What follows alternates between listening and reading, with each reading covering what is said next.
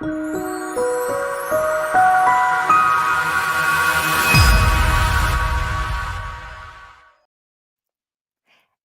we are live. Welcome to Travel Insights, powered by the leading travel and tourism daily news portal, TravelDailyNews.com, International Edition, that is celebrating its 24-year anniversary.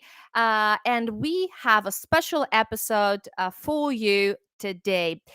I'm Chryssa Skodra, and in this interview series, weekly, I have the chance to interview inspiring thought leaders from the travel, tourism, aviation, and hospitality industries that are willing to share their insights and expertise with me and with you out there, tuning in and listening from wherever you're watching us from, whether it's YouTube, LinkedIn, Facebook, Twitter. Thank you for taking the time to tune in and listen to Travel Insights. Today, I have the great pleasure to welcome Mr. Bashar Wali here in the studio. Welcome, Bashar. Thank you. Good morning, good evening, to wherever you are. Good morning to you. It's very early there where you're currently based at, right? I am on the Pacific Coast, and it's 6:30 in the morning. So yes, not an early riser usually, but I'm happy to be here and happy to be up and ready for you. Thank you for taking the time, and that shows a lot and speaks volumes about you as a person and as a professional who is willing to share your expertise and insights. So, uh, great to have you and a great honor. You are the founder of Asar. For those who don't know you, I don't know if there's anybody in the industry who doesn't know you. You're very Uh, kind. you are the founder and CEO of this assembly and practice hospitality. You have more than 30 years of experience in the hospitality industry. You're at the intersection between being a philosopher and being a hotelier. You're a very inspiring person to talk to. That's why you often you are invited to give talks. You do a lot of public speaking. You're very passionate about hospitality. Is that right?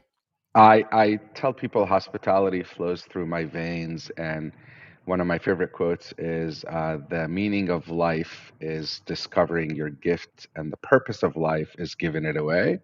And I feel that what I do for hospitality truly is out of love. I Mhm. don't get paid to speak. I refuse to get paid to speak, actually, because the minute someone pays you to speak, you sort of have to speak what they want you to speak as opposed to just speaking your mind. And to your earlier comment, I just love those industry so much. And my goal is to try to, make a tiny bit of difference in it, changing the narrative a little bit and causing people to think about it differently, hopefully. Great. And hopefully, we will add to your legacy and to make some contribution as well with today's episode, where you get a chance to share your insights unfiltered. So, we want the raw Bashar Wali and his insights.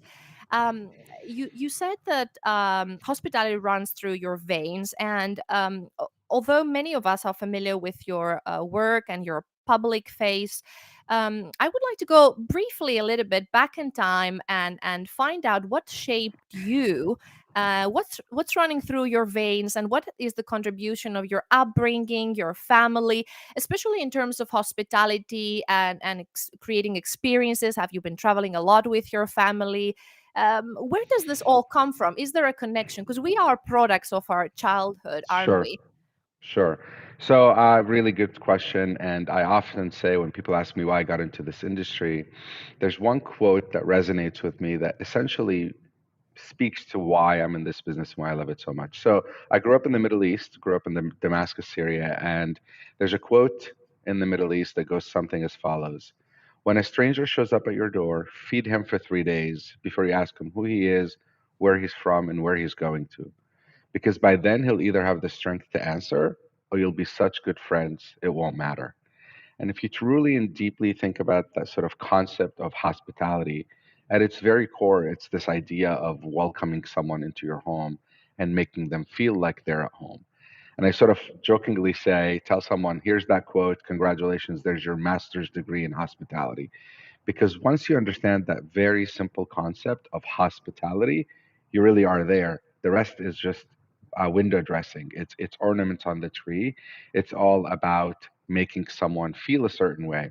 Sure, you have to do a lot of things for them along the way, but fundamentally, if you don't understand this idea of feeling more important than things, then I think you really have failed. Because Mhm. hospitality is not things; it's feelings. Hmm. And I didn't mention in the beginning, but today's topic with you is longing for belonging. What shapes the hotels of tomorrow? And this sense of belonging and longing for it, perhaps it comes from there. What you just described. So I would like to tell a little bit more about this phrase that you coined, longing for belonging. Um, how did you come up with this? What does it entail? What is found at its core? What is its essence? First of all, it's trademarked, by the way, so don't think about stealing it. I'll come All after you. right. So, Be great. the idea behind it is really simple. So, if you sort of forget about religion and construct of society and all that stuff, and kind of go back to a Darwinian evolutionary sense, we humans had to be together to survive. I couldn't run off into the forest on my own because I would be eaten by a saber-toothed tiger or something. So, it is innate to us humans to want to belong to a larger group than we are. So fundamentally for me, the way I think about this idea of longing for belonging, people talk about our industry being the service industry. And I hate that term and I call foul on it because sure we deliver service, right? We provide you a room to sleep in, we provide you a shower, we provide you a restaurant. So we provide you a lot of those basics. But I go to get my car fixed and the mechanic provides me a service. I go to my dentist and the dentist provides me a service. So there's a lot of service providers out there, and certainly hotels provide a service. But hotels at their core are in the hospitality industry. And the clear distinction between service and hospitality to me is this idea that service is something you deliver. And in fact, robots can deliver service now. I'm in New York City staying in a hotel and I order an extra towel and a little R2D2 robot looking thing comes to my room and delivers me a towel. Good enough. I got what I wanted. I got the service that I want. Hospitality is how you make people feel. And until we are able to teach robots emotional intelligence and emotions at large, they're not going to be able to engage in the art of humanity with other people and Hmm. thus create feelings in them. So, this idea of longing for belonging is somewhat scientific and comes from, if you're familiar with Maslow's hierarchy of need, Hmm. the pyramid that talks about human needs, where at the bottom there's shelter and food and The oxygen basic human needs and the basic human needs to allow you to survive. to And those survive. are Yes. service in our industry, right? You need a room, you need a bed, you need You need towels, a shelter, a you need roof on top of your head, exactly, food, exactly. and Food, sustenance. But at the very top of that pyramid is this idea of self actualization and transcendence. And I think those come from someone believing that they matter individually and that they are part of something bigger than they are. So, again, at a hotel, I'm not trying to be your other family. I'm not trying to be anything more than we are. But if I make you feel a certain way, you now feel that you belong. Because hotels, think about it. They are shelter. They're your home away from home. And while you're in this strange city that you don't know, that you're unfamiliar with, you need a place that makes you feel at home.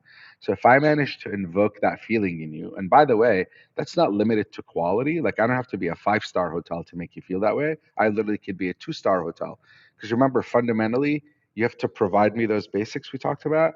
But Mhm. ultimately, if you're able to make me feel a certain way and make me feel that I now belong, and you know, again, it gets nebulous when you talk about these things, but making me feel like I belong, I think is very simply described as making me feel that I personally, individually matter. That I'm Matter, not just right? another guest. I'm not just a statistic. You spoke about the experience, and I believe you're familiar with Pine and Gilmore's experience Mhm. economy. What makes memorable hotel experiences, and are those connected to today's topic, to shaping the hotels of tomorrow? And since you talked about the diversity in hotels and 5 stars and two and different establishments, how hotels can stand out and not be drowned in the sea of sameness or in their at their level. So Mhm. so experiences, memorability, the sense of belonging, the hotels of tomorrow, how are those connected? So how hotels and those listeners out there checking us out at the moment who are in the industry would get some ideas and inspiration to make their own place stand out and offer those unique experiences at Great whatever point. And level they're at. sure, great point and great question. So I'll sort of describe it through my lens and my experience. So Mm-hmm. one of my claims to fame as a traveler is that I am the most neurotic hotel guy you'll ever meet. I travel often and globally, and my claim to fame is I never stay in any hotel more than once or one night. So if I'm in New York 3 nights, I move 3 times, never the same hotel twice.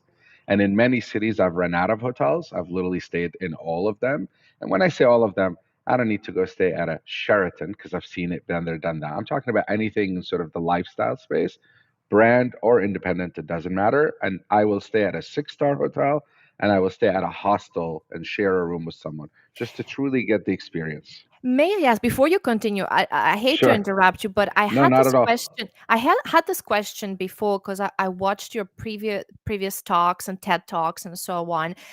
You have said that before, and as you said, Mm, you're notorious and infamous about mhm. not staying at one hotel more than one night, and it ties with my previous questions about memorable experiences. So, is it your ADD nature or innate curiosity to experience more in life?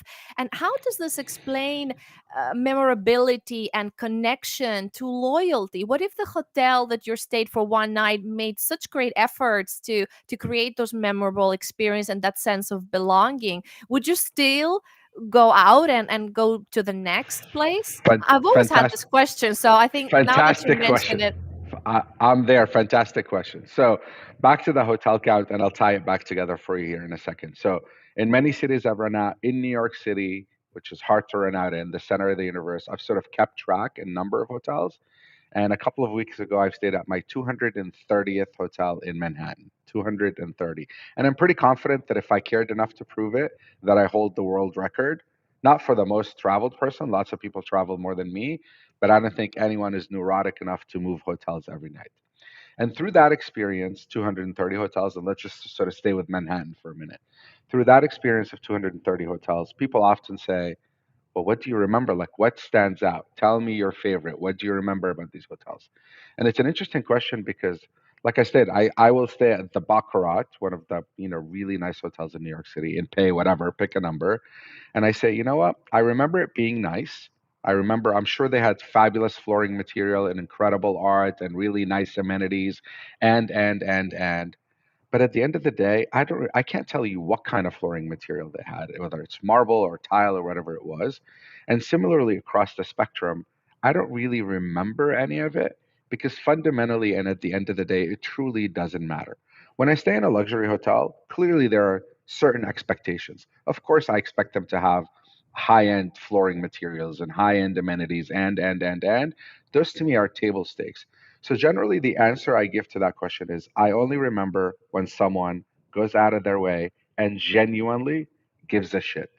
The bar is so low because ultimately, again, I don't remember really most of the things I don't remember. There's usually nifty little things that they might do that might stand out, but ultimately, I remember an interaction with a human, something that someone has done for me. So the question is really interesting about loyalty. Mhm. And by the way, people talk about how do you rank hotels, and over time, I've sort of thought of lots of funky creative ways to rate hotels. But your point is an astute one because at the end of the day, having done all of this, say, listen, there's only two kinds of hotels: memorable and forgettable. And if you take that concept and apply it to anything in life, a restaurant meal, a conversation with a friend, a conversation with a stranger, anything you do, if it's memorable, and by the way, memorable could be horrible news because it was so bad it's memorable, but Mhm. generally speaking, memorable is a positive experience. So Mhm. in my opinion, the way you get to memorable is through pushing that transcendence, self actualization button, which you do by caring about me, not making me a statistic, and by engaging with me as a human. Because I'll remember Chryssa, who knew that I liked something specific and talked about it or provided it for me or asked me if I wanted it, rather than getting a generic amenity in the room. Like I use My this question example is, a they lot. only have 24 hours to impress you, though. Well, listen, it takes 22 seconds. Literally, that's all it takes. I'll give you an All right. example from the airline world. Mhm, I mhm. show up at Delta Airlines. I'm a loyal customer of Delta Airlines. I'm at the gates. I look at the screen and it has my name on the upgrade list and it says number one and I get upgraded. Well, that's fantastic. Great. I don't get excited. Sure, of course, I want the upgrade. Don't get me wrong. But the upgrade to me is a mathematical formula. A computer system said record number 12345 travels this much, and if someone travels this much based on this formula, they should get an upgrade more than this person or that person. Fantastic. Happy with it. I get the upgrade. That doesn't give me self actualization. What gives me self actualization is when I sit in the airplane and the pilot writes a handwritten note that says, "Dear Mr. Wali, thank you for being a loyal customer. You are the reason we stay in business. I am king of the world. I've arrived." So you think about how much time it took that pilot to write that note. And by the way, even though that note was written based on a printout that the computer generated that said this is a top customer, he still took his time personally to write that note. So that's really the distinction, that you don't need a long time to establish loyalty. It's a moment in time. And any person who tells you, I don't want to be anybody, I want to be in the background, I don't want to be in the spotlight, lies. Now, some people are timid, they don't want to be in the spotlight, but they want to be in the spotlight. No one says I don't want to be anybody, because everyone wants to feel that they matter. And you hear this a lot, by the way, from people who work for big companies or small companies. Chryssa, who works for a company that has 100,000 employees, says, I'm just a statistic. I'm employee number 782. They don't really know me. It's too big a company. But when she works for a company that has 20 people in it, and the boss knows her name and her kid's name and her favorite things, she feels truly valued. And I think it's a very, again, nuanced approach to this idea of making people believe and feel that they matter. I think if we would have a word count, you spoke the most about people, people, people, people. So often, and you wrote also on your LinkedIn profile, you have written there human. So you have this human centricity, and you often preach about it. So human centricity, hospitality is key. What do you see as the main challenges? Currently in the hospitality industries, and if you see any danger with AI or other technological advances, are there some perils, are there some concerns? What are the challenges in your opinion? Sure, great question. So the pandemic has accelerated this idea of automation, obviously, right? Because we wanted no touch, no connection, far away. And this idea, for example, like remote check-in. I can check in on my phone. I'm a loyal Marriott customer. I have my app. I check it on my phone, and I could literally walk in the hotel, skip straight to the elevator, go up to my room, open my door with my phone, and have zero interaction with anyone. And it's sort of going the way of the banks, with the ATM machine. You don't really need to engage with anyone. And it's also going the way of airlines. I mean, if you remember airlines back in the day, they'd have 100 people at the counter. You had to check in and get your boarding pass. Now you literally just pass through and get straight to the gate. In the airlines case, though, they still have you captive because there's someone on the plane engaging with you, interacting with you, giving you that smile, giving you that warm feeling to make you feel at home and that you belong. But I think the danger with hotels is that if you completely automate everything and remove the humans out of it, which has been a really interesting dilemma because we needed to do it during the pandemic. First, for this idea of being distant, but then we needed it to save money. We needed it because it was hard to hire staff. So it kind of filled a gap for us. But the way I would think about technology in the hotel industry to avoid the danger of eliminating humans is this idea of use technology to remove the friction of the process. Like, why are you asking me for my credit card again? And why are you asking me for all this stuff? Do all that electronically. But at the end, give me the option to come engage with you, hire less but more quality people to engage with those who want to engage. Don't force me. Some hotels now do all self check in, there's no option, and they'll have one person far away that you'd have to call to come help you if you needed help. But ultimately, if it becomes a commodity, right, then it falls down to the bottom of Maslow's triangle, Maslow's hierarchy of need. It becomes shelter. I need a room to sleep. This place provides a room to sleep. Great, I got it. And if it becomes a commodity, the example I use for commodity is petrol, gas. Like when I go to buy gas for my car, I don't care what the brand is. I don't care about any of that stuff. It's two things I care about: price and location for convenience. And if that's how we pick hotels in the future, we're doomed. If we Mhm. become a commodity, we're doomed.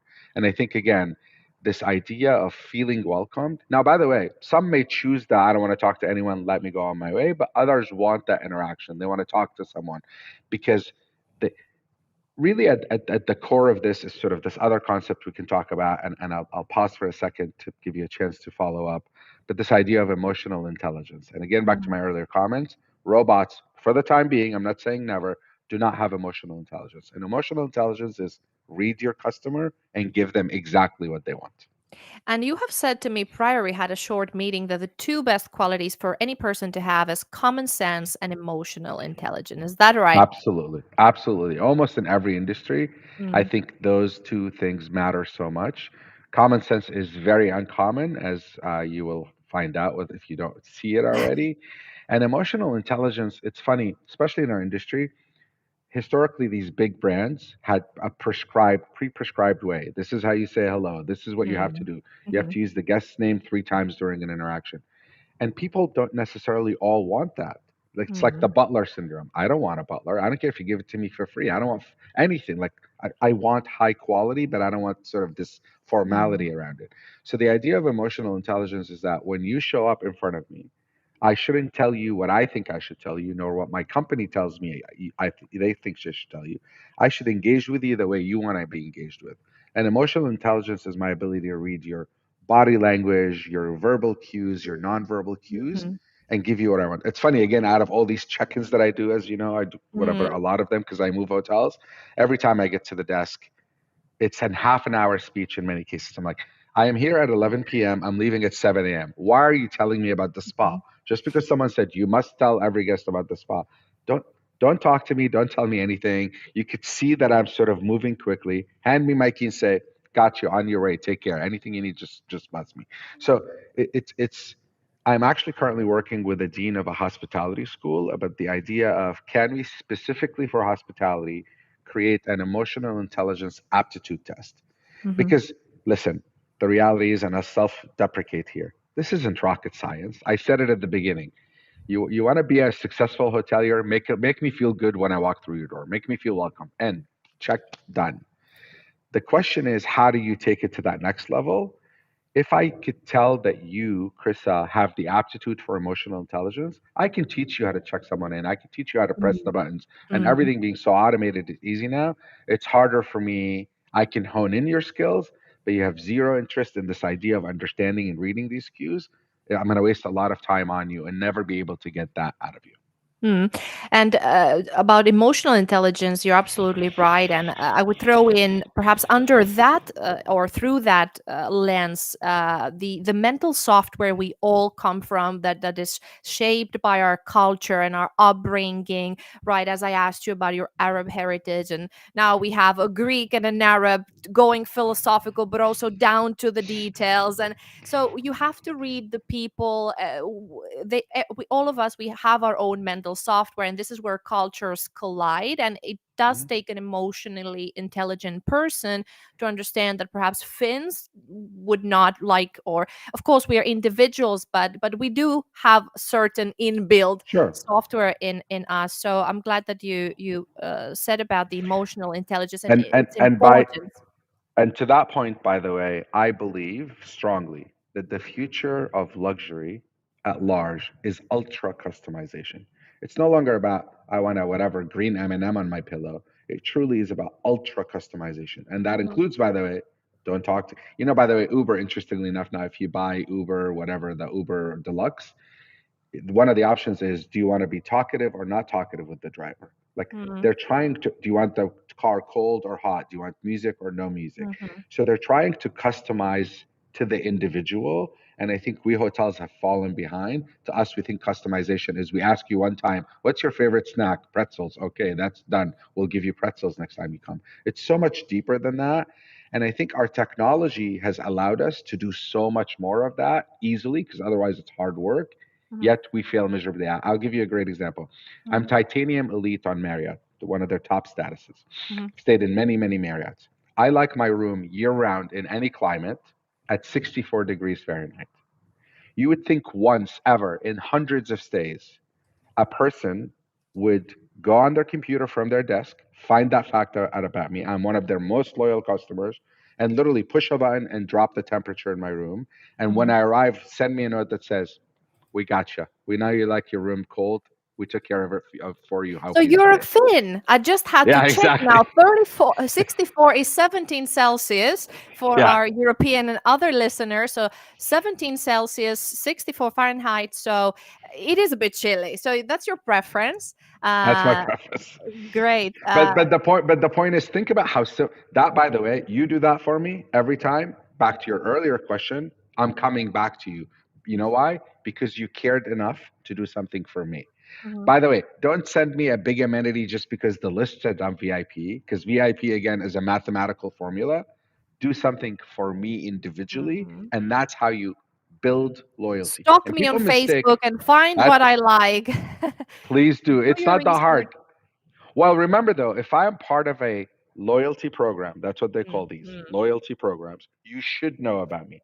But the Absolutely. reality is, sadly, there's no loyalty. Those are called Mm, bribery programs. I mm, stay in your hotel, you give me points.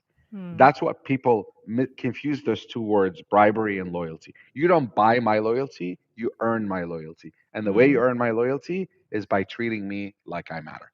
Mm.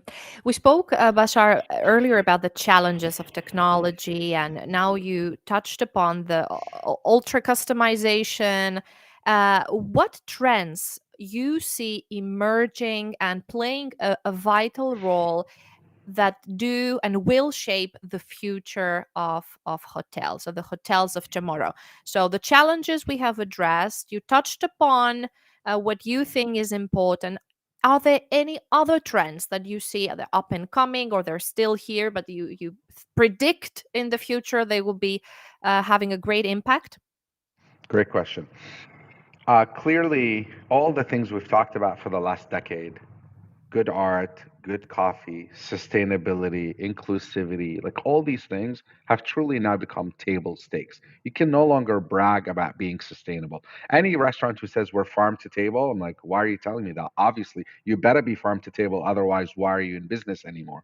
So, whatever were aspirational things, exciting things that we enjoyed seeing have now become expectations. And truth be told, we as an industry spoil our customers because we continue to give them things that become an expectation, and the bar gets higher and higher in terms of how do we surprise and delight them, how do we do more for them, what are the trends in the future that are going to attract them to us. And when you've done so much, it becomes two part. One, you run out of ideas, and then you start going towards the shock and awe, I call it, where you do things that don't really matter, they're just shocking and people enjoy them, or are offended by them or really enjoy them for a minute, so they become sort of memorable.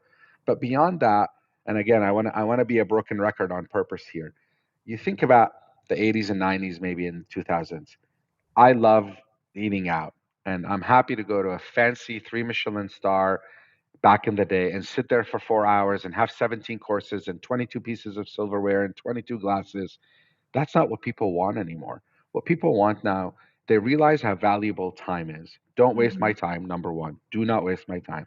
I would much rather go to a neighborhood brasserie, pay the same price, by the way, and have incredibly amazing food, high quality, obviously farm to table, but engage in an experience. Have the chef come out and tell me how they prepared it and why. And sort of, it's almost more theatrics, but with mm, good substance underneath. mm, And I think what the trends I'm seeing, certainly, that those who are successful are really paying attention to this idea of, let's make sure we're conscious of people time. Like the best service, is invisible service. Be there when I want you to be and don't when I don't.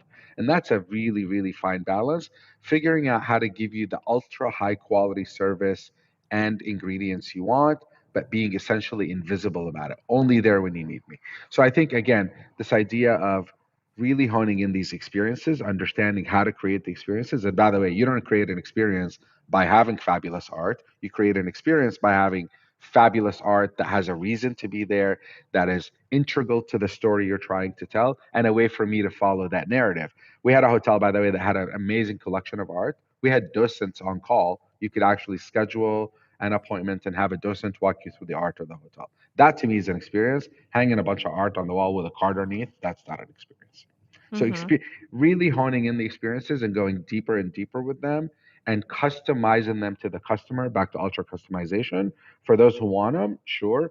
Don't force everyone to go on an art tour of your hotel because I may not care and not want it. So that wouldn't be accretive for me. And the bar is really high, like I said, and it's becoming harder and harder to try to appease. But I think those who stand out in the crowd and have a truly have something to say, have something meaningful to say, those are the ones that people are paying attention to. Clearly, the sustainability is becoming more and more relevant and deeper. We used to sort of greenwash everything. We recycle. Great. You better recycle. I can't tell you how shocked I am when I go to places that don't recycle.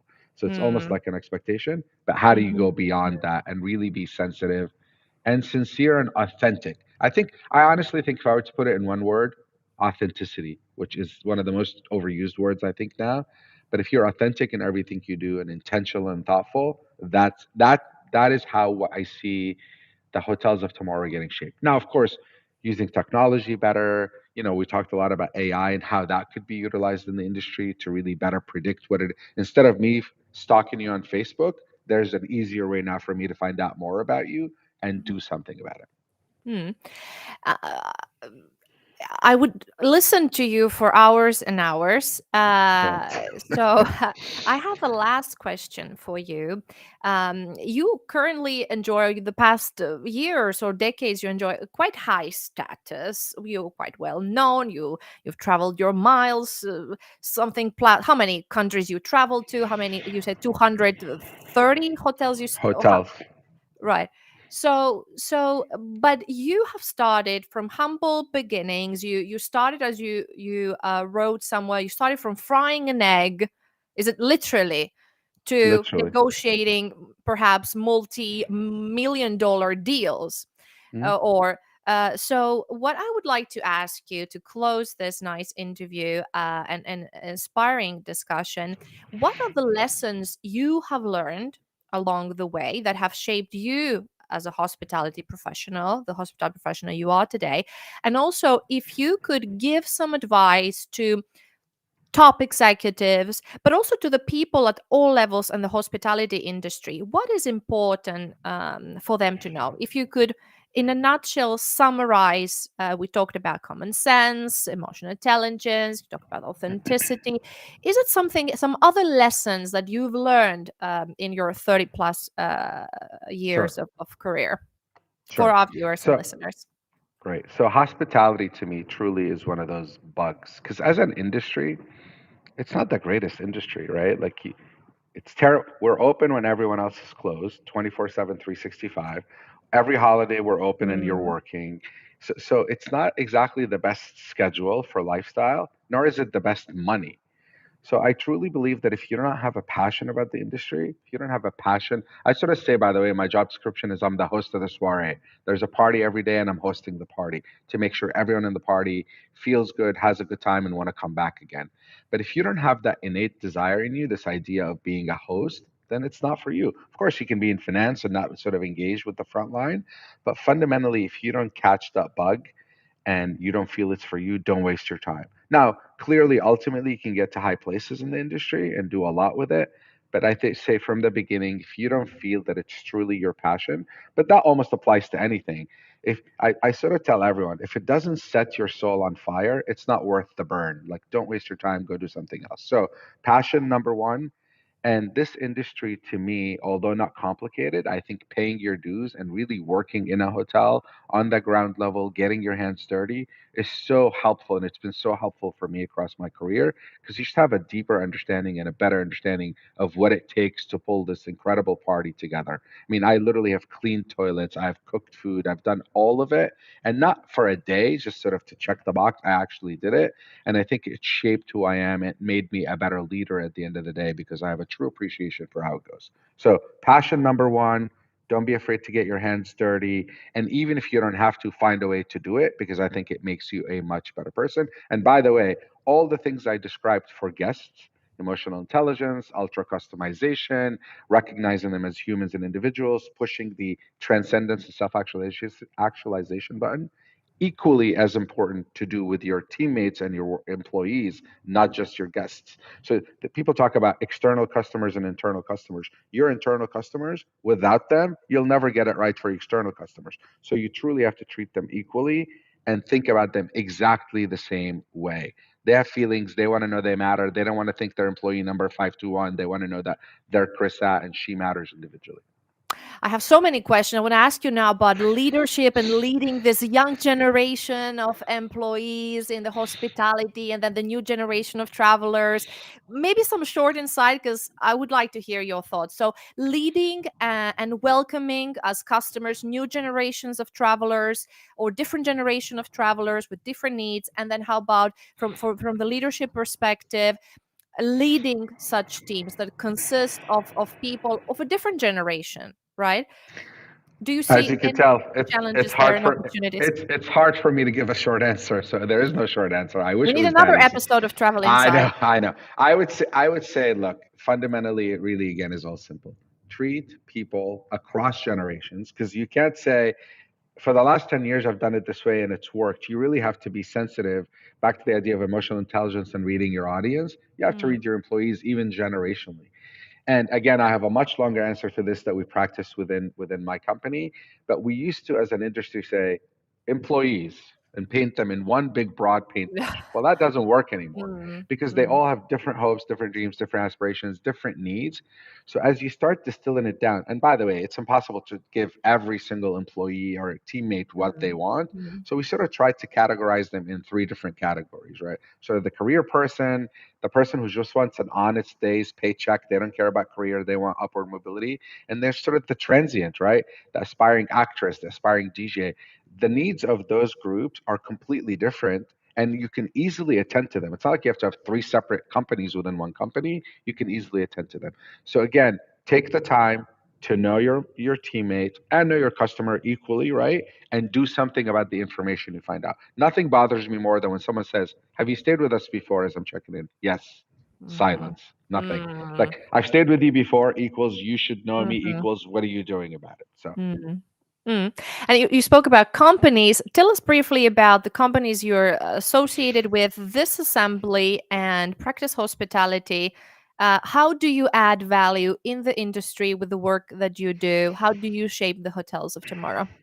so we'll start with Practice Hospitality. Practice Hospitality is a hotel management company. And hotel management essentially is a commodity. There's lots of great hotel management companies out there. Hmm. And we sort of say that our thing is we're small intentionally, and we want to make sure we have this. Because remember, again, this idea of individualization and emotional intelligence really goes in every direction. I have to have that skill with my owners that I may be working for, managing hotels. So our premise was when and for anyone who's built a hotel or was involved in the process of creating a hotel, whether new or renovation or whatever, it is your baby. You literally lose sleep over it. You spend nights and days and you spend your money and you spend your effort on creating this beautiful thing that is your baby. And then at the end, you go and you give it to someone to manage. Who wants to give their Mm, baby to someone to manage? So the way we describe it is, look, you give us your baby. We are going to nurture your baby, love your baby, make sure that it's going to be the best it can be, not just manage. Manage is such a passive word to me that is not warm, that is not comforting. So our premise is, look, we have sort of three angles to what we do. It's really people first, obviously. That's our the core of what we do. Number two is this idea of alchemy. And people don't understand what alchemy is. And alchemy, unfortunately, isn't something you can buy. It's only something you create from experience. And it's 20,000 details. It's not one or two things to make a place that otherwise is like many stand out and be special. And it's all the details that you do, including, by the way, how you treat your employees, that creates alchemy ultimately. And then ultimately, optimization is really doing just what's right for your asset, not a pre prescribed, here's our list, take it or leave it, nor trying to paint your asset with a broad paintbrush. It's really looking at it specifically and holistically. So that's Practice Hospitality. This assembly does more of the real estate investment, real estate acquisitions, and I use it as a vehicle to tinker with things that excite me, whether they're a product or a technology or something like that. So it's almost like a venture company, but at the core of people say, "What do you do?" I say, I'm a hotel guy. Like that's really it. Whatever that means broadly, I love hotels, and that's what I do. Great. Thank you, Bashar Wali, for talking to me here at Travel Insights on TravelDailyNews.com. Thank you, everybody, for tuning in and listening. I'll wish you a nice morning there Thank you. in Portland, Oregon, right? Indeed. Yep. Yep. So, hopefully, you have a productive morning ahead. And thank you, everybody, for tuning in. Tune in next Wednesday as well to watch interesting topics being analyzed by leading experts. And if you have your own unique insights to share, here is an email. You can reach me at press@traveldailynews.com or my colleagues there. So, thank you for watching us, and hopefully, you got some inspiring ideas. I will talk to you next Wednesday. Bye for now.